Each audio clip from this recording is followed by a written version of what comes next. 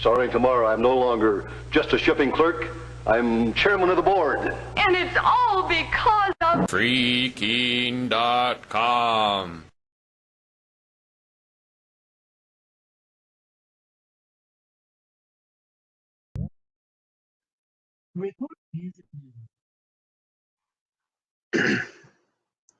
Testing. All right. I'm not sure if people can hear me. Okay, so I'm in the New Hampshire Town Hall meeting for, this is October 24th, 2021, and for the moment I'm in here alone. I've gone ahead and started the recorder, and I guess as long as no one else is here, I will try to just give some updates on what's been going on in the New Hampshire independence movement. Mainly since our last call, there might be a little bit of duplication of effort because sometimes I forget what I've told you all. Let's see. So I'm pulling up forum.shiresociety.com right now in my other browser window so I can read the latest news. Usually that's a good place to go to find it all. Very little of interest fails to get posted there, although sometimes there's a delay. And it is a little bit over dependent on me. You know, if I become unavailable, which of course I could, you know, some of the way some of the Catalan independence people became unavailable, the other people don't always post everything, you know, that happens to this particular spot. But I find it a really useful place to post things just because it's, you know, you don't have to be logged in to see it. So, you know, Facebook and Telegram are a real mess that way. It really violates the spirit of the internet in my mind. And, you know, Telegram, all that does is give people a false sense of security with no real decentralization. At least there's people watching what you say there. You know, you'll get readers. So that's why I use it. Let's see. Media coverage. We should probably start with the Independence Drive media coverage and work our way forward from there. Let's see if there's been anything interesting that the news has been saying about us that I should quote. They're usually, you know, and it's not every day, but every week they're usually something. So poking. Oh yeah. So Gary Reno, I guess he used to be with the Union Leader. He's been posting shit about us for a while. So he has a new one called "Tribalism and Mob Rule Come to New Hampshire." So in there, he condemns the New Hampshire independence movement. And there was another one. Let's see. I don't think I can read that. There's a copy of it on NashvilleTelegraph.com. It's mostly behind a paywall. I think if I go to the original source, I can find it and read it. Let's see. Okay, so the original source is indepthnh.org, where Reno writes now. And what is it that he says about the independence movement? I'm looking, and so first he says anyone who follows politics in New Hampshire had to be disturbed by what happened at the executive council meeting last week at St. Anselm College. Unquote. Now this is the first controversial governor's executive council meeting related to accepting some controversial federal money, $27 million of federal money. So there were a bunch of people that went to the meeting to oppose this. Well, so he's not disturbed about the fact that the state is accepting federal money, or the fact that this money would reportedly commit New Hampshire to future rulings by certain federal bureaucrats that haven't even been issued yet, or that the money was stolen from people. That's not what he's concerned about. He's concerned that there were protesters and the way they behaved, right? But however, I haven't seen that first meeting. I haven't watched the video, so I don't really know how bad the protesters' behavior was. I don't think anyone was arrested at that one. This would have been around October 1st, 2021. And I'm not really sure quite how exit related it was. I mean, there were exiters, I think, there. And they mostly, I think, my awareness of this is them handing out flyers.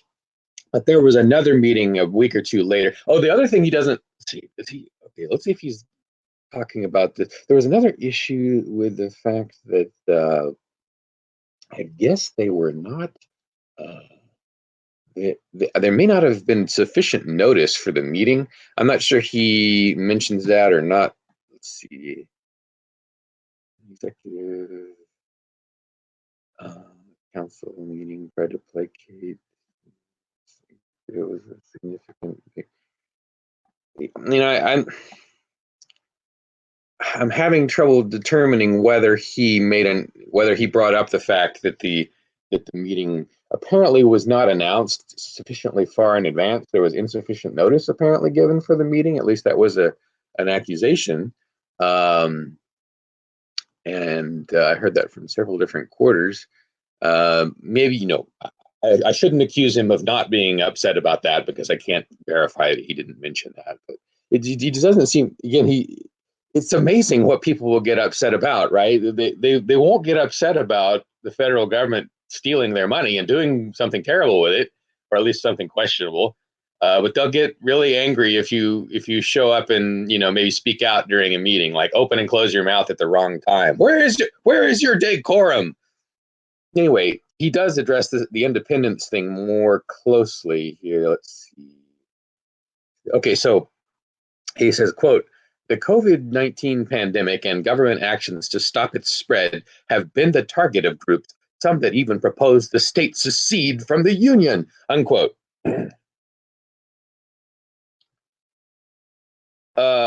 And then he also says, quote, this movement does not follow the usual political processes to achieve its goal, but instead uses intimidation, threats, and other tactics best described as bullying. So he's claiming that we're all one movement. To me, the anti-mandate folks, I mean, I wish I could say that those 300 people who showed up at the second executive council meeting on accepting this money were all, New Hampshire exit activists. So that is just not the case. I mean, there were probably 4 or 5 definite NHexit activists, or in New Hampshire independence activists who were there that I know of.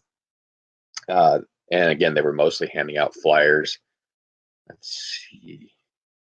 Looks like I'm going to have this meeting all to myself. Oh well, that's okay because I am good at opening and closing my mouth.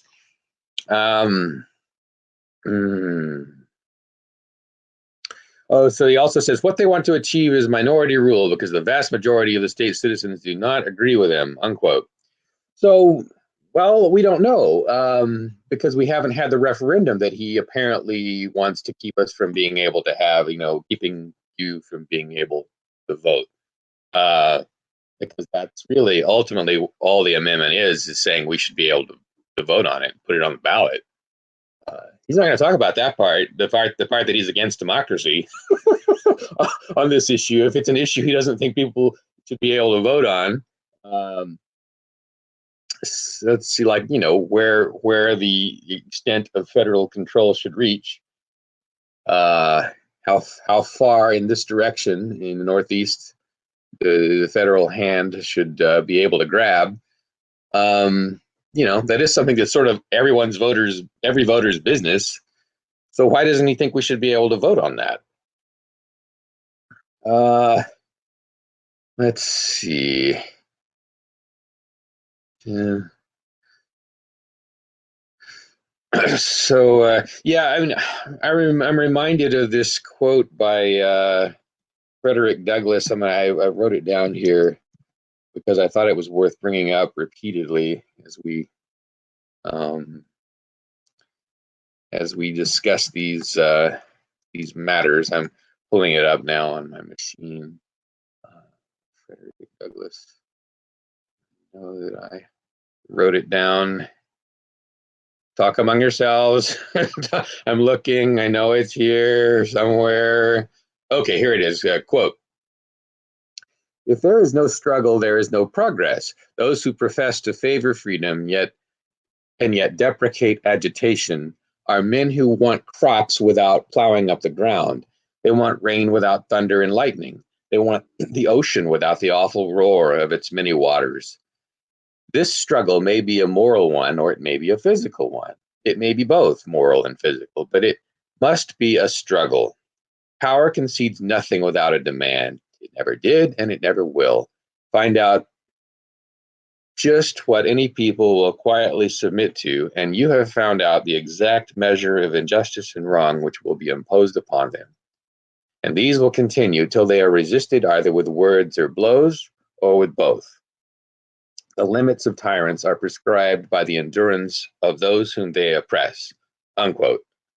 Frederick Douglass, who was an escaped slave and prominent abolitionist in the 1850s era.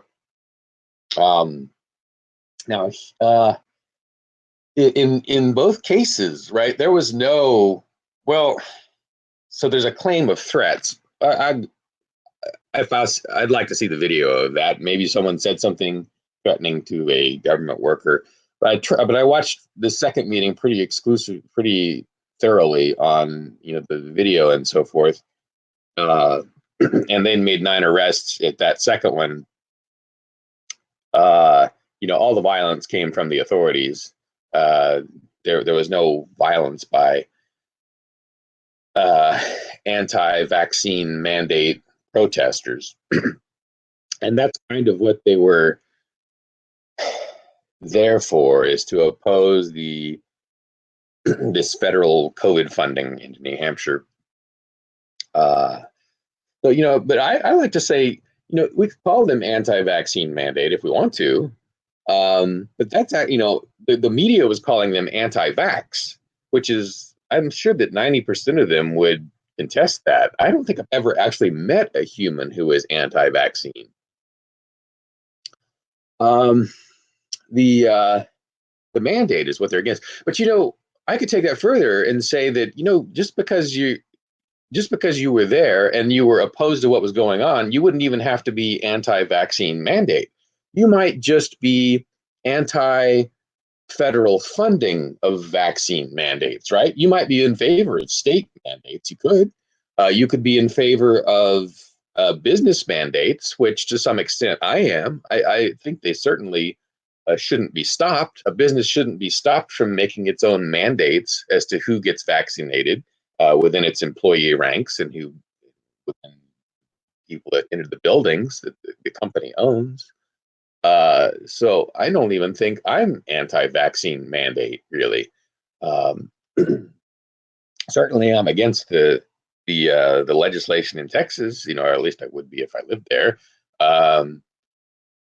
The mandate which stops businesses from having mandates. Right? You're not allowed to discriminate against your employees who haven't been vaccinated, even if you're a private company in Texas under this legislation. Now, I'm not sure if this is passed. Maybe it's just proposed or whatnot. But that's another reason. Speaking of which, that's another reason to be in favor of independence, because when you listen to liberal folks these days, or authoritarians on the left, which is not necessarily the same thing. But folks on the left they complain a lot about Texas having new restrictive abortion laws. They complain about Texas, preventing businesses from having a vaccine mandate of their own. And I complain about it. Well, I don't complain about it really, but I would vote against it if I was living there, I guess. But why are you in California or New York or New Hampshire so worried about, so upset about laws in Texas, right? Well, it's because you're stuck in the same country with that place, right? Apparently. It's not entirely not your business. Even if you lived in a foreign country, it would still kind of be your business in a sense because you might visit Texas. But really, I think what drives the anger is the fact that really New Hampshire is just too connected to Texas, and California is too connected to Texas, and Kansas is too connected to Montana, right? I mean, they're all too connected because they're under this same umbrella. Anyway, I'm getting off topic here a little bit. Let's see. Yeah, but certainly, it'd be better if Texas couldn't make policies that affect you a lot in Montana, inside Montana, right?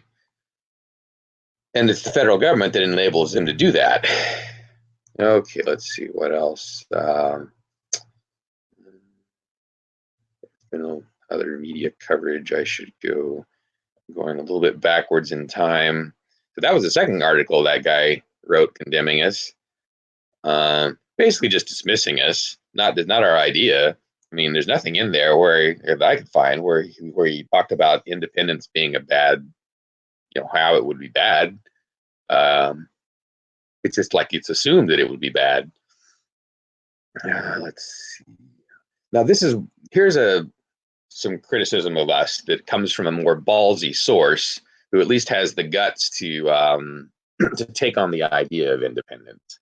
And I will try to read this one front to back here, unless someone actually shows up for the meeting.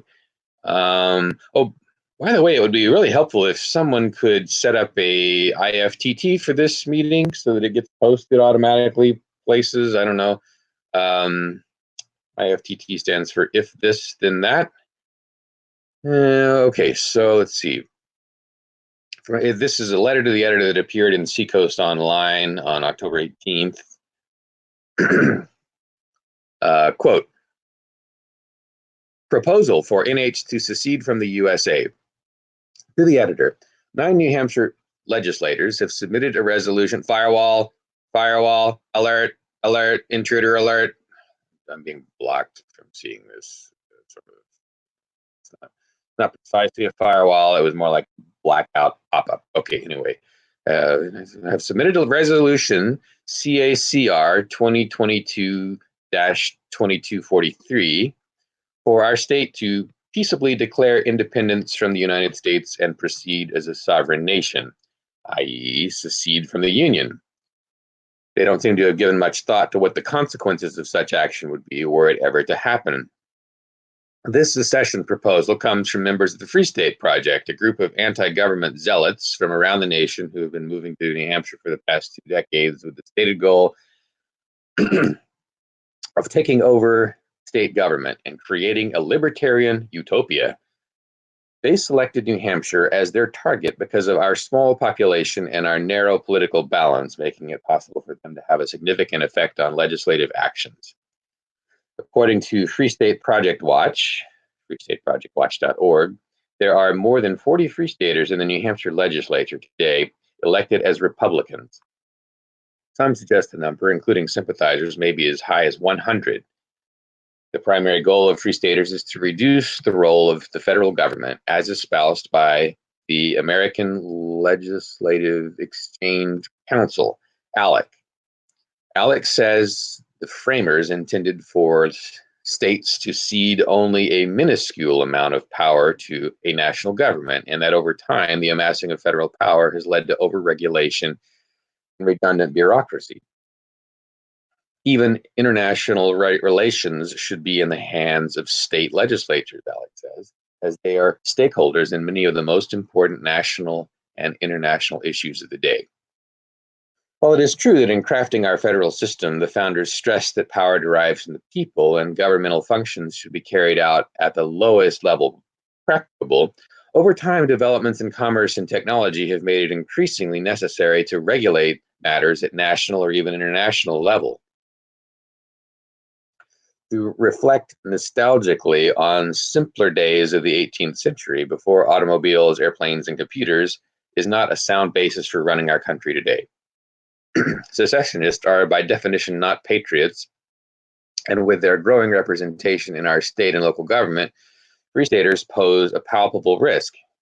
They have been introducing proposals to slash local and state budgets, undermine public education, neglect roads, bridges, and other infrastructure, and overturn community priorities.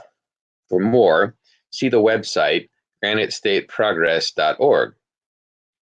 What we can do about this, since Free Staters run as Republicans and since other Republicans support many of their priorities, is to show up at the polls and elect Democrats. Regardless of impediments Republicans place in the way of voting, we need to fight our way through and vote. Don Nolte, Exeter, unquote. I'm not sure if I'm saying his last name correctly, and apologies if I'm not. But one thing that kind of stood out to me here was, the use of ALEC, American Legislative Exchange Council. Like I said, I barely even heard of them.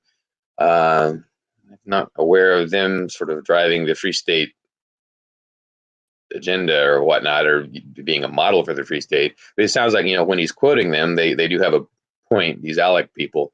There was something else you said that was in here that was worth responding to. Well, before I respond more to this letter to the editor, something popped into mind regarding Gary Rayno's previous articles, where he was saying that the majority of New Hampshireites don't support independence, or that the vast majority of them don't support independence. That's actually open to question. The union leader, of course, ran that unscientific poll where 71% of the respondents voted in favor of the right to vote on New Hampshire independence, of having this constitutional amendment on the ballot. That's not a scientific poll, so maybe the number is a lot lower than that. It wouldn't surprise me if it's lower, but it might not be a lot lower. There was another union leader poll done on the same subject, basically in 2016, and actually it was asking if we should outright have independence, and 41%, even in 2016, voted in favor of independence on that version of the poll. So we're 2 for 2 here, sort of. I mean, if you're asking whether significant support is behind us, it certainly was in both polls. Not necessarily a majority. But again, this is the Hail Mary pass that doesn't have to be caught, right? I mean, just throwing the pass will have its own effect. It will, in theory, cause the central government to become more cautious, because it doesn't want this kind of vote to happen again. And it may know that certain actions that it takes would cause this vote to happen again, or to get more votes. So anyway, I'm so caught up in the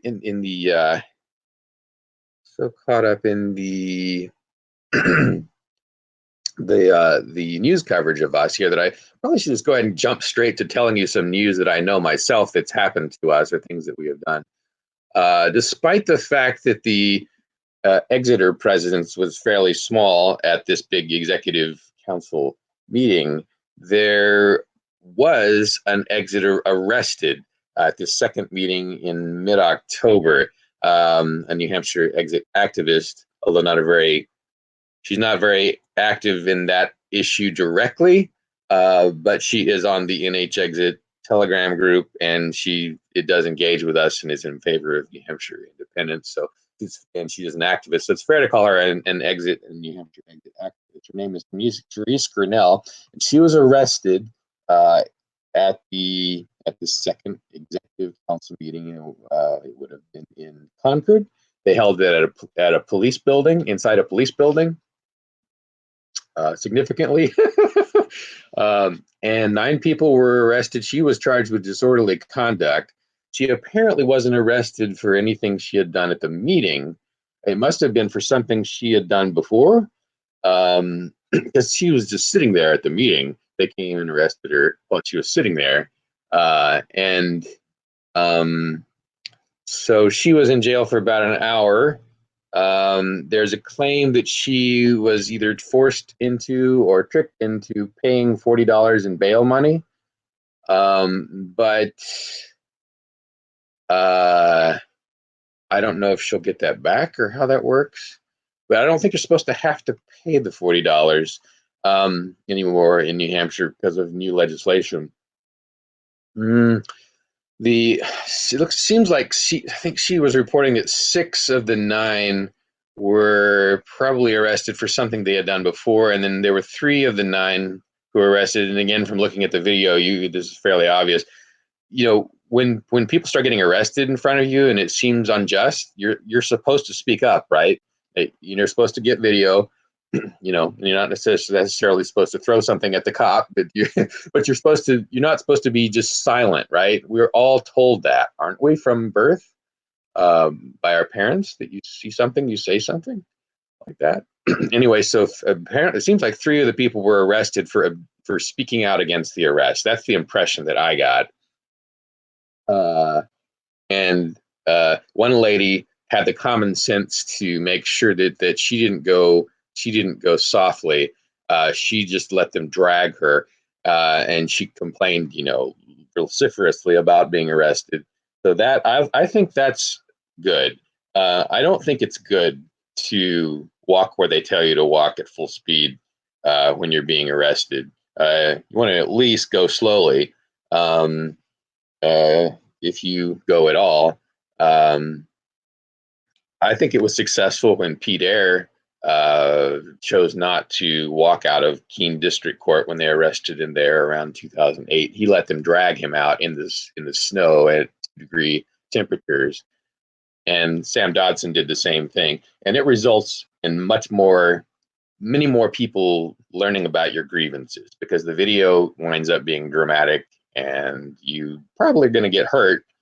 Sam Dodson was certainly hurt. He was screaming like a wolf with the pain they were putting him through, moving him around. They had resulted in a lot of cuts, I guess, or at least in one serious cut. He was dragged out of the same location, Keene District Court, around 2009. And actually, that was not an event where I was on trial for trying to film in Keene District Court previously. But that's what happens, if you make a couple of arrests, you start having to make follow-up arrests, because people will object to the arrests in some form or fashion, and because you're not the kind of person who lets people object to things in your government building, open and close your mouth, you wind up arresting them. So it turns into a sort of an explosion of arrests. Speaking of which, the people who were protesting at the governor's house back in the December 2020 era, another one of those has been arrested. Frank Staples, aka Footloose, a Free Stater. I don't know what his, I wouldn't call him an NHexit activist. I don't see him directly involved in that much. He's probably in favor of it. But he was arrested for he tried to attend a court hearing and was arrested for having been at the executive council meeting with the governor and these federal money protests. So again, it's tangentially exit related. Basically, in a sense, we have 2 new arrests to report. And there's going to be more before there's less. On the positive side, a federal political prisoner from New Hampshire named Jerry DeLamus is expected to be released in November, early November, early to mid-November. So there'll be an early release for him. However, he is expected to be coming out of his gulag in bad physical condition, or at least in need of medical care, which apparently he hasn't been getting, or at least his supporters imply that he hasn't been getting it. That would be a reasonable thing to expect from a jail.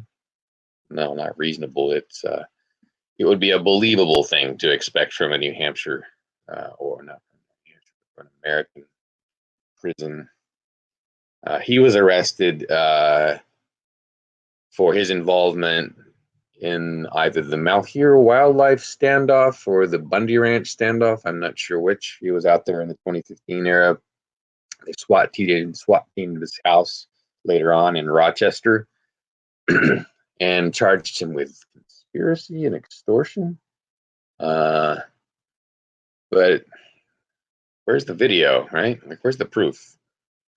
And what was he? What exactly? It seemed I got the impression he was conspiring against and extorting a nuclear superpower, right? Right? Like how helpless were they against him? Well, not very. And I just don't know that he know what he did exactly, except be there. I don't even think he was there during the standoff, maybe, or at least there was a claim that he wasn't really there during the standoffs, but more like afterwards. I don't know.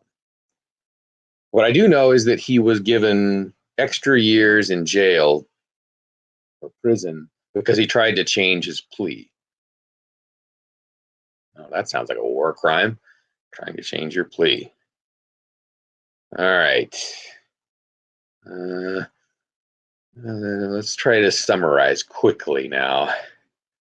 So, let's see. House protesters in court enforcing nonviolent discipline in the New Hampshire Liberty Movement. I'm just reading through the titles of these posts to see if there's any other news here. ReopenNH.com warns governors still trying to ram through Fed COVID bribe. Well, I have an update on that. Reopening H has updated us that the governor's second attempt, maybe actually would have been a third attempt to get that Fed COVID bribe through, has also been withdrawn. They're going to try something. They're going to be a fourth try to do something, and I'm not sure exactly what that is. If you go to reopennh.com, you can find out. But it looks like 3 different victories for Reopen, the Reopen crowd, the anti-mandate crowd.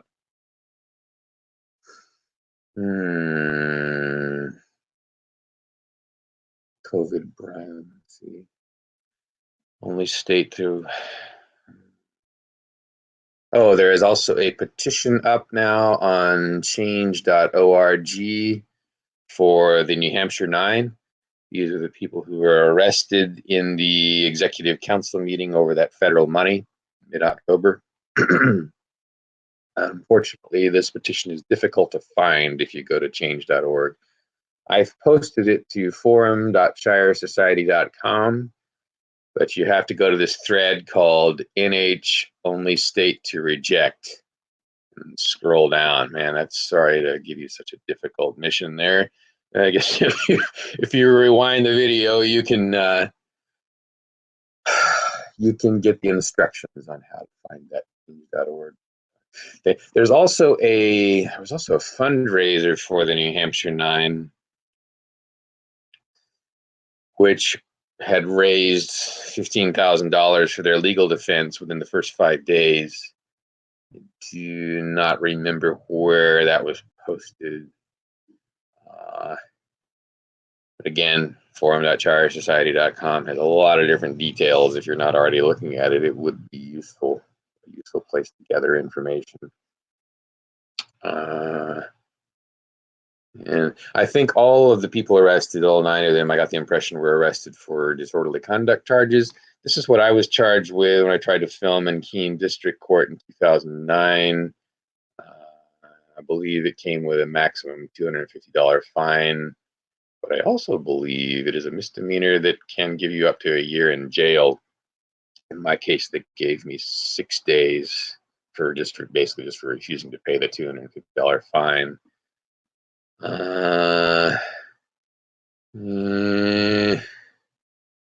Okay.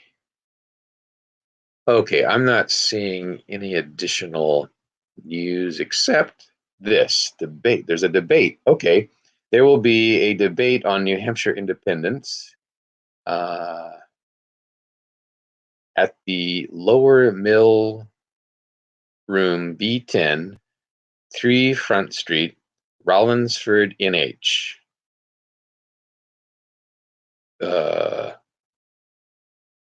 Says Monday. That means October. Oh, that must be October 25th. So it's tomorrow, which that's really coming up. By the time you see this, I guess it'll be too late. So it looks like Alu Exelman will be debating against someone. Okay, well, I'm sure that I'm missing something, but that's the news that I have off the top of my head and from ShireSociety.com.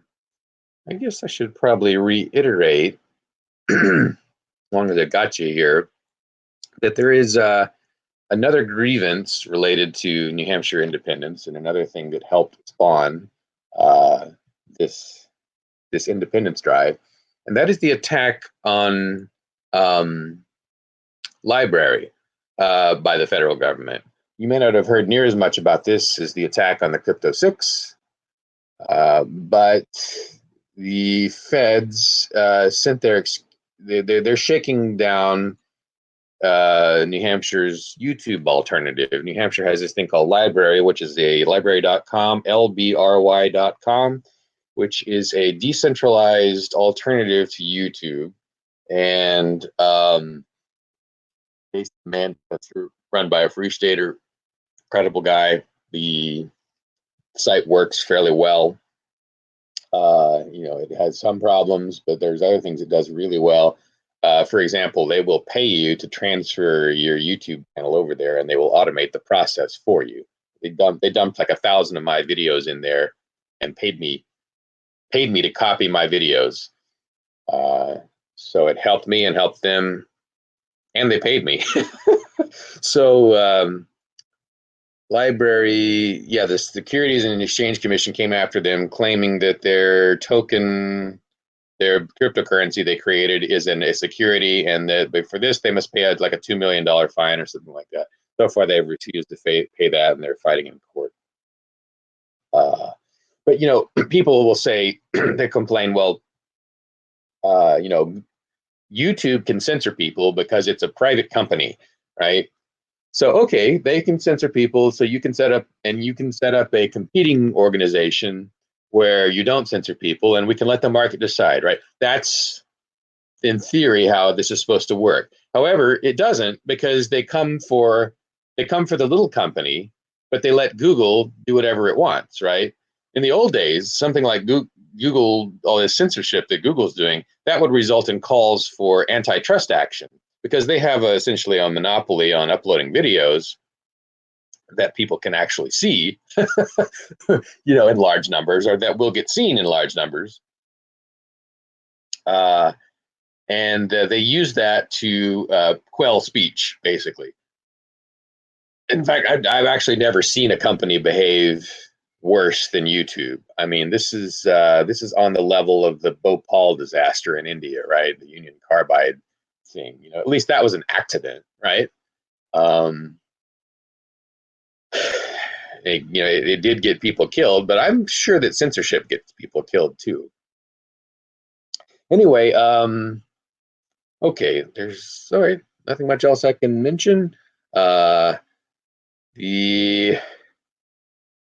nonviolent discipline protocol thread has a lot of activity on Shire forums, and that's related to NHexit. As this thing gets more and more serious, and they crack down on us more and more, it's becomes more and more important that our reaction is obviously better than their action. And so you want to keep your head. Do not allow yourself to fall into the trap of violent resistance. Whether you think this is ethical or not, the problem with violent resistance is that it reduces your independence movement's chances of success by a factor of 2. You become 50% less likely to get your independence if your movement goes violent in its independence drive. At least if you trust the academic data that has been collected by Erica Chenoweth, who I do trust, maybe a little bit too instinctively. I'm not a complete expert on her, but having heard her out for a long period of time, a person who thought you could not achieve much change with peaceful resistance movements changed her mind when she saw the data. What she saw was that resistance movements like the one that tried to get Ireland free from Britain are less likely to be successful than resistance movements like Gandhi's movement, or like Martin Luther King's movement. Uh, that, she says, is usually much more effective. And if you have two separate movements, one of which is violent and one of which is not, that also harms your chances for independence, although not as much. So if we're going to see our path clear to successful independence, that is the most important thing we need to do, is have nonviolent discipline.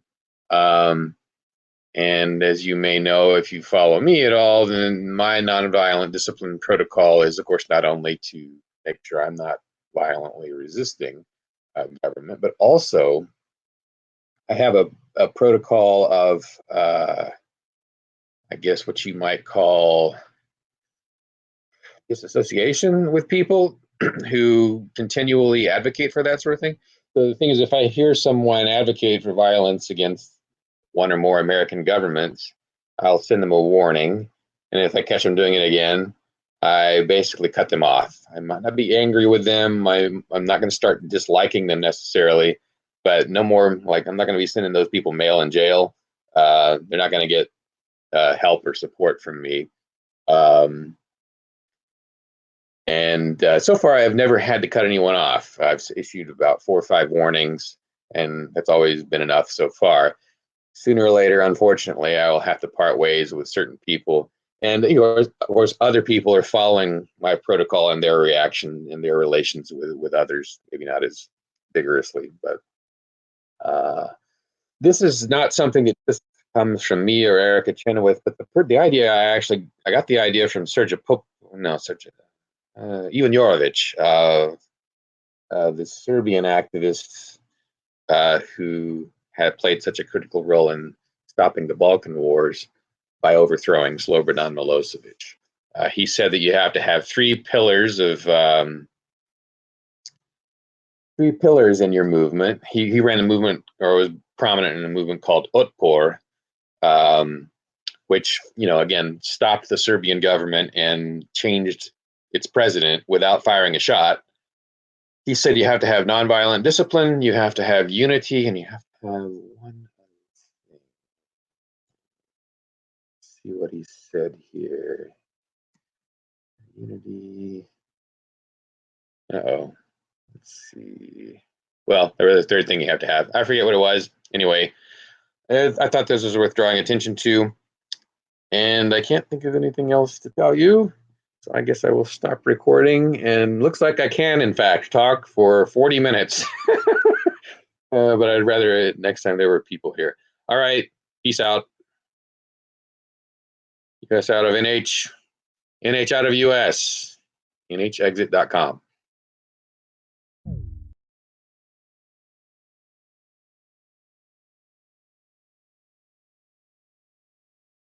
What are you arresting this man for?